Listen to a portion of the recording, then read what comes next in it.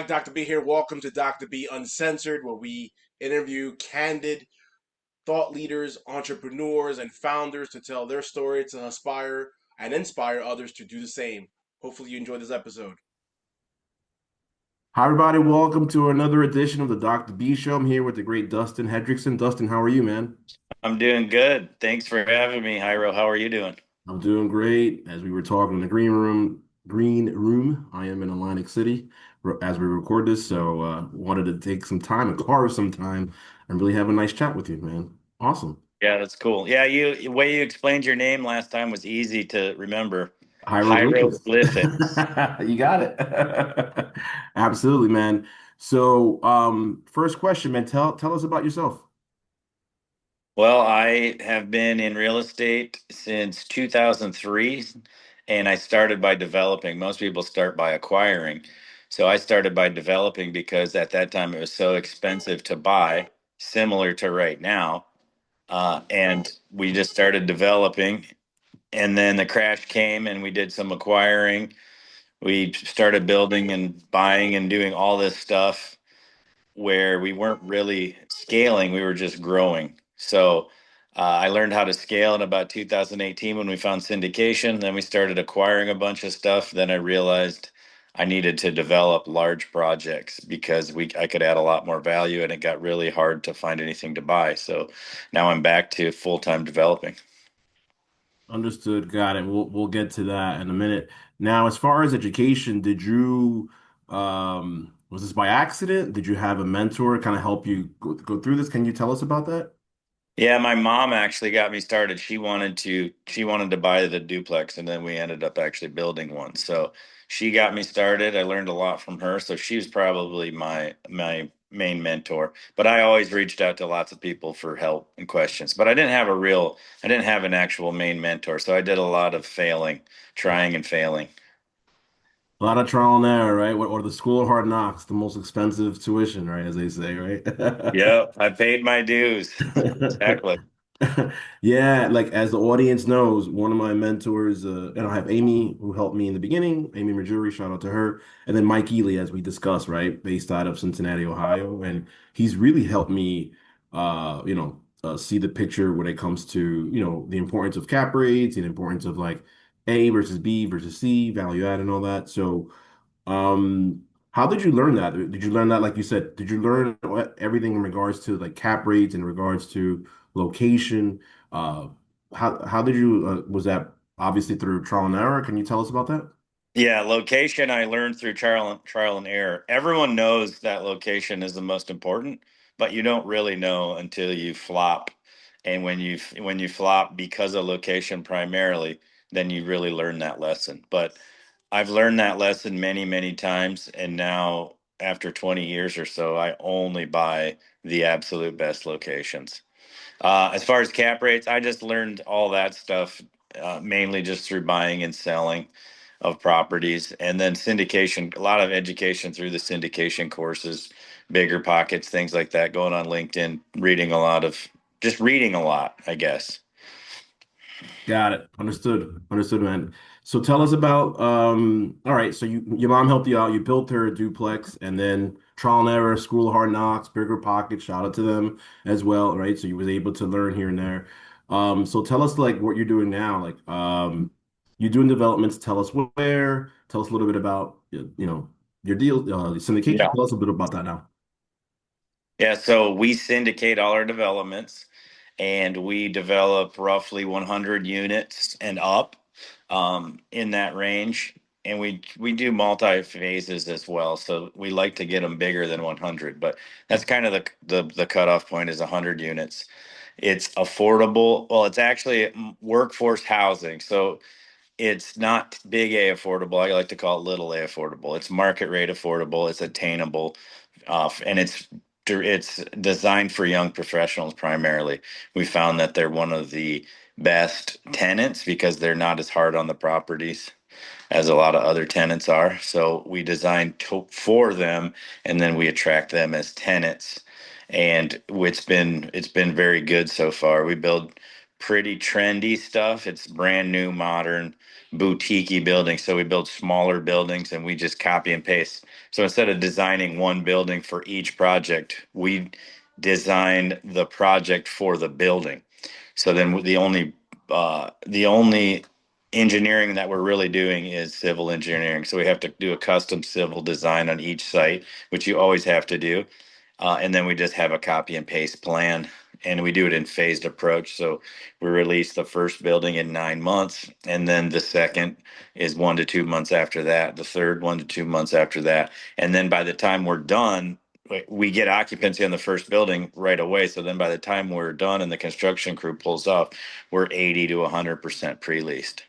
So it works out really good as far as we don't have an empty building there ever. We never have an empty building to lease up. I love that. And what's the advantage of doing that approach versus the other way? It's just like very customized, and like you said, it's the struggle in filling the occupancy rate. Occupancy. Tell us about that. The advantage of what how you're doing it versus traditionally, where there's like each building has its own design and I Yeah. guess business plan. Can you tell us about that? Yeah, so a typical construction takes 18 months to 24 months to get an occupancy permit. Then when you get the occupancy permit, you have to fill the entire complex, each building, some people just don't release any of the project till it's all done because they think that it's not desirable. So they'll release, say, 150 units all at once, and they'll start out with maybe 20% pre-leased, maybe 30% pre-leased, and then you have this big empty building that you're kind of trying to fill up, and maybe it takes another year after that to fully stabilize. We start at 9 months. Our first building has an occupancy permit, so we're way ahead of the game. And then we have 12 to 25 units that we have to fill up, and then we have 1 to 2 months to do that, so it creates a scarcity. And then we just move our construction fence down the line, so the parking lot's done and we just move the construction fence. So a lot of developers think that that would not be desirable, but we found that people love new construction so much that they're willing to move into a project that's under construction. So as we move the fence down, we fill up each unit, and it's a lot less work for the property manager to fill those. It's a lot easier for the GC too, because he can just move his subs down the line. It's easier to get the occupancy permit on one small building than the entire complex. There's all kinds of advantages, but then when 18 months comes around, we're 80 to 100% pre-leased instead of 20 to 30% pre-leased. And then we're fully stabilized within 2 years instead of 3 years. So Right. we cut at least a year off the stabilization process. And then the banks love it too, because they see income coming in right away. And we start using that income to fill up the reserve account, to pay taxes, interest, things like that. And I would assume that operations and NOI, like you said, you're using your approach, like you said, money almost day one, right? As opposed to Yep. like waiting, like you said, to for it to stabilize, wait 2 to 3 years. You're like you said, you're getting that occupancy rate 80 to 100, like out the gate, right? Correct? Yep. Yep. Yeah. It's closer to a value add. Right. We're trying, value add, you buy it, you have people in it already, Yeah. and you, over the first year, you're starting to increase the income to get your NOI up. Well, that's pretty much what we do. Within 1 year, we've got some income coming in already.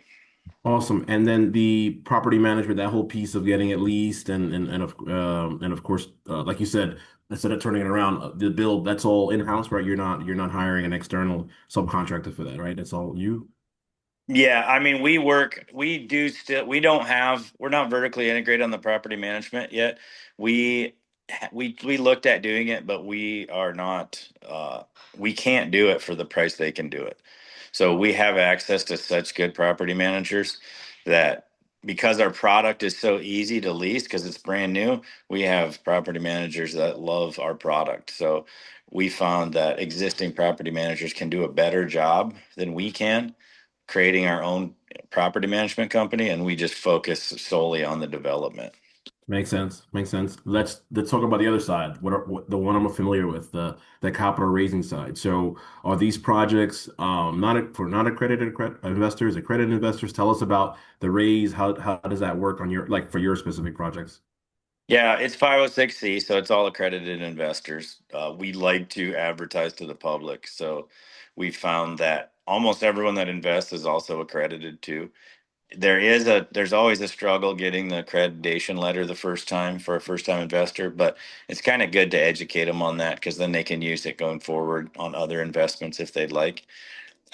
But the process is fairly easy. You'd build your funnels and you get your leads, and it's a very similar process. We try to automate it as much as possible. We have a CRM.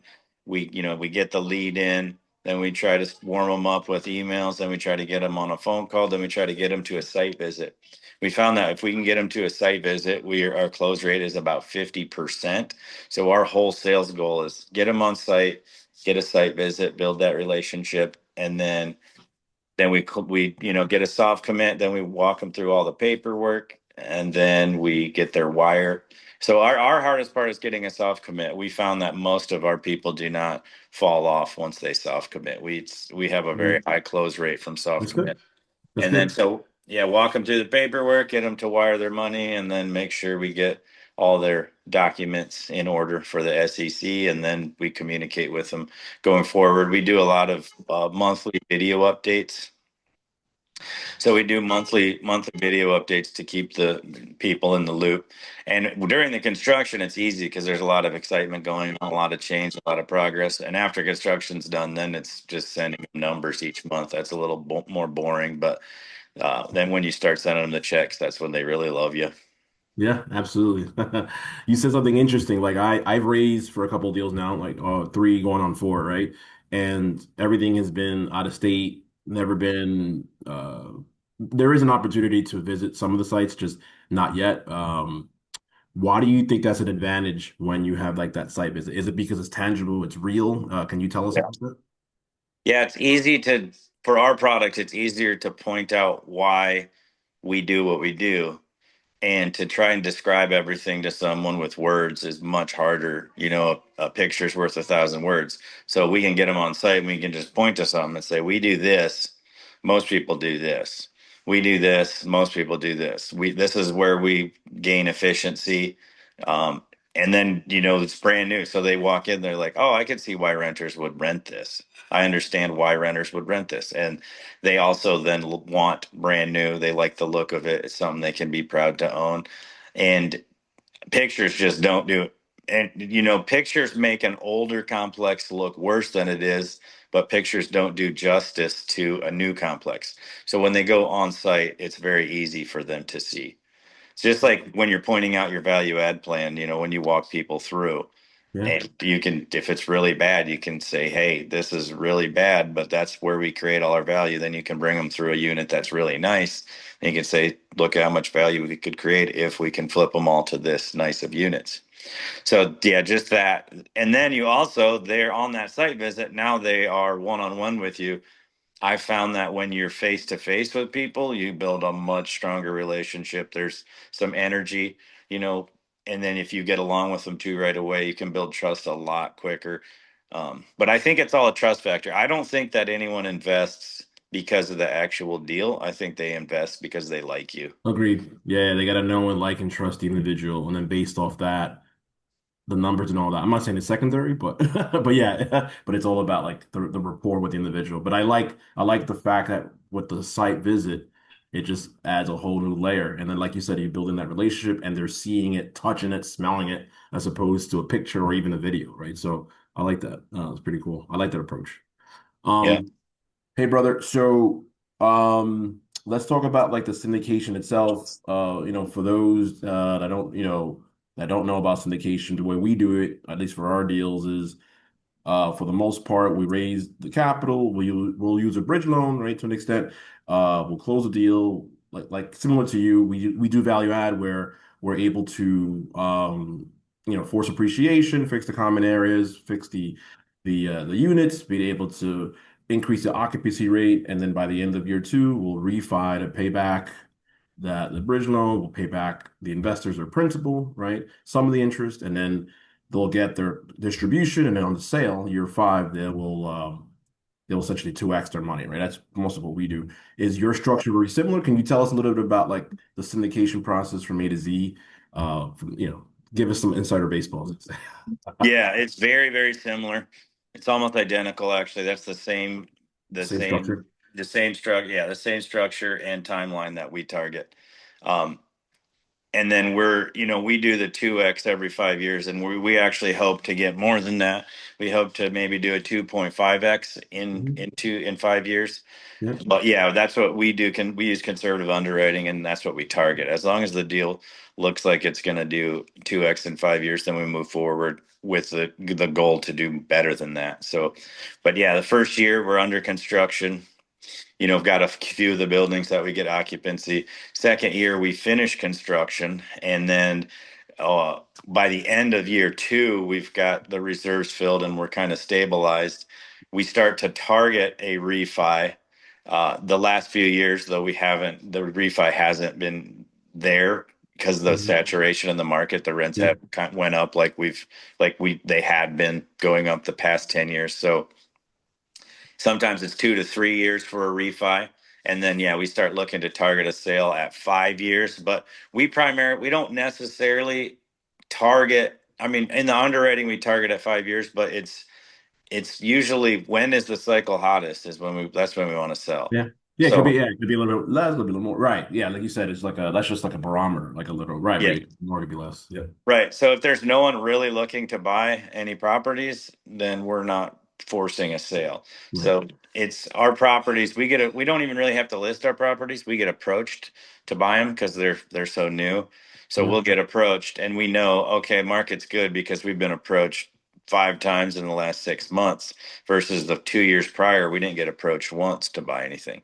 So then when the market gets hot, then it's like, okay, let's see about putting this on the market and getting some offers. And a lot of times though, we'll get an offer, then we look at it, we're like, okay, this is 200K per unit they're offering us. We can build the same thing for 160. We should take that money, 1031 it into the next deal, and then, 2 or 3x everyone's money. And now their initial $100,000 investment is now $300,000 into the next deal.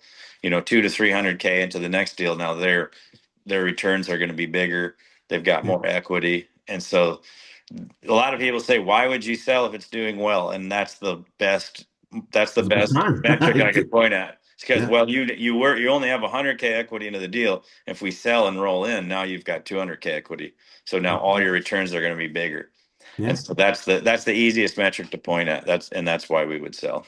I love that. I love that. We in my community, a lot of people assume that when it's real estate, you have to use your own money, and they think it's just house hacking and maybe an investment property or two.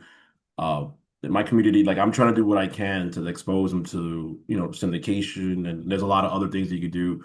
Like, what do you think we could do? Like overall, talking big picture, like let's say you and I, like, what do you think we could be doing more of, like more webinars, seminars, events to educate our folks? Because there's a lot of benefits to investing passively in what we do in syndication. Like, what do you think we should do as a community to kind of Um, spread the good word? so in my opinion, this is what I like. I don't educate people enough. I always think that people know more than they do because it's common sense to me. I think why everyone should know that. That's common sense. And once you're in the industry for so long, it's almost like you have to go down to a base level of education. So I think starting off educating people at a ninth grade reading level. So if you can educate them through a ninth grade reading level on everything and more education, that's where I think everyone lacks. Because even when I see updates from other syndicators, I rarely see education. So I think everyone assumes, it gives everyone the benefit of the doubt that they know more than they do or they're smarter than they are. And they don't we don't understand that it's not common sense, and we use industry jargon and no one really understands what we're saying. So I think Right. that's one of the biggest missing links, including myself, is not enough education. So I think the more education that you can provide, the more investors you're going to be able to bring to the table. No, I agree there. That's why I try to do a lot of webinars and seminars and summits, around that to kind of educate, not just my community, just in general, right? And I agree with you 100%. I think a lot of people have these assumptions, or we have these assumptions, right? That people understand cap rates, equity multiplier, right? Or cash on cash, IRR, right? But you and I understand that, but we assume that others do too, but they don't. So that's why, like you said, we have to kind of like, I don't want to say dumb it down it, but yeah, dumb it down to like ninth grade reading level and do events and seminars and podcasts and stuff like this in order to educate the community. Well, yeah, also think to your point on IRR, I think 5 years ago, all of our investors knew what an IRR was, but now so many deals haven't cycled in the past few years because of Mhm. interest rates and different Yeah. macroeconomic stuff. So now we have to bring in a new, uh, the next generation of investors, and this happens every 10 to 20 years. So now you're bringing in all new investors. I find that almost none of these new investors know what IRR is. So you're saying you're putting your main metrics you send out on a sheet, and lots of investors don't even know what that is. So we are going back to talking more about or ARRs, or annual rates of return, and then talking about how IRR is just a time weighted metric. Yeah. And but so yeah, that's what I've been told that a few times, is that I didn't really understand anything you just said in that whole. I can tell that you know what you're talking about, but I don't really understand what you're talking about. I heard you, So man. I didn't listen to you. I didn't listen to yeah. you. Hey, man, last two questions. So let's say someone's on the fence. Let's say they have, I don't know, 50K, 100K. What do you think they should do? Get educated and then based off that education, make a decision. Tell us about that. If someone, like, say that, let's say someone or someone listening has 50K in a bank, what do you think they should do? Well, I would say, what is that? What's your problem? Do you have a tax issue? Do you need some tax incentives? Because if you pay a lot of tax, you should definitely get into real estate. If you need income right away, then maybe that's a different conversation. Maybe you go into some sort of stock that kicks off 10% cash, which is hard to find these days. But depends on what you need, what your issue is. But I think all money eventually leads to real estate. So the quicker you can get into real estate, the better off you will be.